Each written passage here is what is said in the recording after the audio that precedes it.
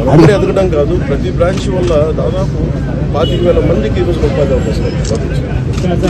అలాగే 8 నుంచి 11,000 మంది ఆడపిల్లలకి వాళ్ళ కాళ్ళ మీద వాళ్ళు నిలబడగలిగే టీ టైం సంపాదన పడ్డాయి.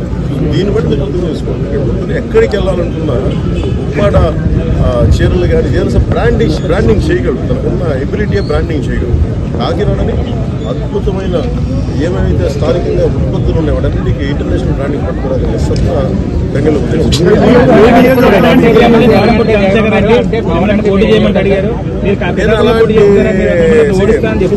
అలాంటి సినిమాలు డైలాగులు చెప్తాను.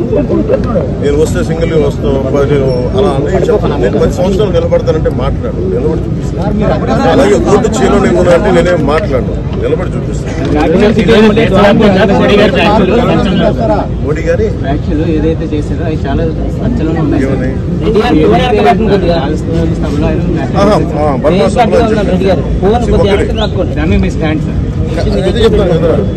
జగన్ జైలుకి వెళ్ళడం మోడీ గారి బర్మార్ సభలో రాజస్థాన్లో చెప్పారు, ఎవరైనా సరే కరప్షన్ చేసిన వాళ్ళు ఎవరైనా సరే జైలుకి వెళ్ళడం తప్ప.